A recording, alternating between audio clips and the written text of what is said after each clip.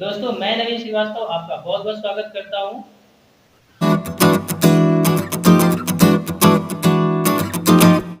Hello friends, you are most welcome for my YouTube channel learn computer by Naveen sir and IDs. तो दोस्तों आपका बहुत बहुत स्वागत है हमारे यूट्यूब चैनल पर। और इसी के साथ हमारे चैनल को प्यार देते रहिए, देखते रहिए। और दोस्तों आज के ब्लॉग में मैं बताने वाला हूँ कि कंप्यूटर में कौन कौन सी भाषाएं मोस्टली यूज होती हैं। तो दोस्तों कंप्यूटर में मोस्टली 3 प्रकार की भाषाएं यूज़ की जाती हैं। मशीनी भाषा यानी machine language, high level language and assembly language. Otherwise और भी लैंग्वेजेस होती हैं लेकिन प्रोग्राम वाइज वो यूज़ की जाती हैं। ज़्यादातर mostly machine language, high level language uses में है, बाकी और भी भाषाएं होती हैं। तो इसी तरीके से जो है कंप्यूटर में ये भाषाएं ज़्यादातर काम में आती हैं। तो इसी के साथ दोस्तों आगे का मैं अब हम लोगों की भाषा की बात करते हैं कि हम लोग किस प्रकार की भाषाओं का यूज़ करते हैं। तो दोस्तों अपने अपने देश की भाषाएं अलग होती हैं, कंट्री की। जैसे अगर आप अमेरिका जा रहे हैं तो उनका इंग्लिश लैंग्वेज है। और जैसे हम लोग अगर इंडिया में हैं, भारत में हैं, तो हम लोग की भाषा जो है मातृभाषा हिंदी है।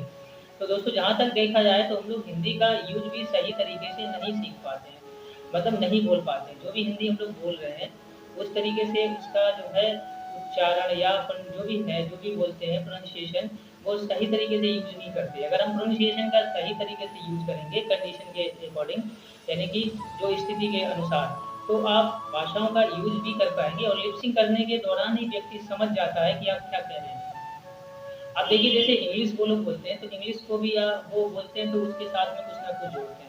और अगर हम लोग इंग्लिश सीख रहे हैं, ज़्यादातर देखा जाए तो हम लोग हिंदी को छोड़ करके इंग्लिश की तरफ ज़्यादा जा रहे हैं। इसलिए जा रहे हैं कि हमें लगता है कि इंग्लिश सीखने से जो है अच्छी जॉब मिल जाएगी और एक हम स्मार्ट पर्सन जाने जाएंगे। तो दोस्तों इंग्लिश को छोड़कर हम लोग हिंदी को छोड़कर हम लोग इंग्लिश की तरफ जा रहे हैं और रट मार रहे हैं, यानी इंग्लिश भी आप सीख रहे हैं तो ज़्यादातर रट ले रहे हैं। और आप जहाँ तक देखा जाए तो दोस्तों एक विशेष ध्यान दीजिए कि कोई भी चीज़ आप लर्न कर रहे हैं तो मोस्टली आप प्रोनाउंसिएशन पे ज़्यादा ध्यान दीजिए। जितनी अच्छी प्रोनाउंसिएशन आपकी होगी उतनी अच्छा वर्क आप उस भाषा पे कर पाएंगे। अगर आप हिंदी पे भी अच्छी प्रोनाउंसिएशन ले रहे हैं तो आप उस पर अच्छा वर्क कर सकते हैं। अगर आप इंग्लिश पे कमांड ले रहे हैं तो इंग्लिश पे भी अच्छा वर्क कर सकते हैं। आप वर्ड मीनिंग लर्न कितना भी कर लें, आप ग्रामर कितना भी स्ट्रॉन्ग कर लें, लेकिन अगर आपने प्रोनाउंसिएशन सही तरीके से नहीं लिया तो आप भाषा का यूज़ नहीं कर पाएंगे।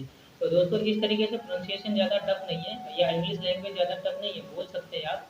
लेकिन मेन मुद्दा है कि आप बोलने का जो फ्लो होता है वो आप सीखिए कि आप किस कंडीशन में जा रहे हैं। आप जहाँ तक देखिए कि एक बच्चे को ले लीजिए, बच्चा जो है ना वो अपनी कंडीशन के हिसाब से बोलता है। अगर वो वीक कर रहा है, यानी रोने जा रहा है या ट्राई कर रहा है, चिल्ला रहा है, तो उसके हिसाब से वो आवाज़ लगाता है। तो वो कंडीशन क्या है उस तरीके से उसका प्रोनाउंसिएशन निकलता है। यदि वो हँसता है तो हँसने के हिसाब से बोलता है, वो प्रोनाउंसिएशन अलग हो गया। यदि वो कोई वर्क कर रहा है तो वर्क के हिसाब से बोलेगा। अगर थिंकिंग क्वालिटी, अगर वो सोच रहा है तो सोचने के हिसाब से बोलता है। तो ये एक प्रोनाउंसिएशन की कंडीशन जो है चेंज होती रहती है। तो ये चीज़ें सीखने की बात है। अगर आप ये सीखते रहे तो अगर आप लिपसिंग भी करेंगे ना तो सामने वाला समझ जाएगा कि आप क्या कह रहे हैं। तो इस तरीके से देखिए तो मोस्टली ज़्यादातर यूज़ आप अपने मातृभाषा का कीजिए, मदर लैंग्वेज का। क्योंकि आप जहाँ तक देखें कि हम लोग जो है अपनी भाषा को छोड़कर दूसरी तरफ जा रहे हैं। और देखिए विदेशों में क्या होता है कि अंग्रेज़ जो है वो अपनी भाषा पर ही वर्क करते हैं। सीखते ज़रूर हैं लेकिन ज़्यादातर टोटली अपनी लैंग्वेज यूज़ करते हैं। तो हम लोग क्या है कि हम लोग स्मार्ट बनने के चक्कर में हम लोग अपनी भाषाओं का जो ज्ञान है वो भूलते जा रहे हैं। हम लोग ये काफ़ी बच्चे ऐसे हैं जिनका हिंदी में अर्थ भी नहीं मालूम। अगर हम हिंदी बोलते हैं तो वो कहते हैं क्या बोल रहे हो?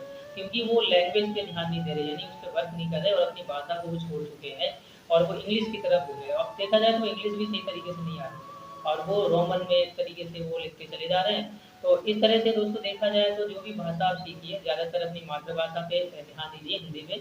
और हिंदी को भी अच्छे तरीके से सीखें, प्रोनाउंसिएशन का ध्यान दें।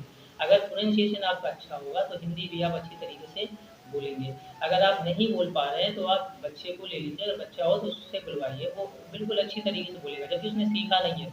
वो लेकिन कंडीशन को फ़ॉलो कर रहा है। तो आप भी जिस भाषा पे काम करें, कंप्यूटर में भी करें या कहीं भी करें, तो आप केवल कंडीशन को फ़ॉलो करें कि किस कंडीशन में हम हैं। अगर आप उस कंडीशन में वर्क करेंगे तो आप देखिए आपकी भाषा बहुत ही स्ट्रॉन्ग होगी। और उसके प्रोनाउंसिएशन पे काम करिए, प्रोनाउंसिएशन बहुत स्ट्रॉन्ग करिए। उच्चारण जितना अच्छा आप निकालेंगे उतना ही अच्छा वर्क होगा। तो इसी तरीके से ज़्यादातर दोस्तों ने बताया कि आप अपनी मातृभाषा पे काम करिए। तो देखिए मातृभाषा के बारे में जो है आप उस पे अध्ययन करिए और सीखिए उसको।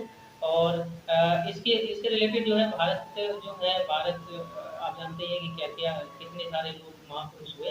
तो इस सभी चीज़ों को जो है एक गीत ने जो है बहुत ही जोड़ दिया है। तो कुछ लाइनों के साथ जो है मैं भारत की चीज़ों को रखूँगा और अपनी बात को, अपनी ब्लॉग को स्टॉप करता हूँ।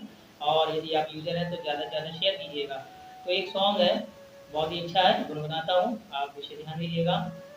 जब जीरो दिया मेरे भारत ने, भारत ने मेरे भारत ने, दुनिया को तब गिनती आई। तारों की भाषा भारत ने दुनिया को पहले सिखलाई। देता ना दशमलव भारत तो,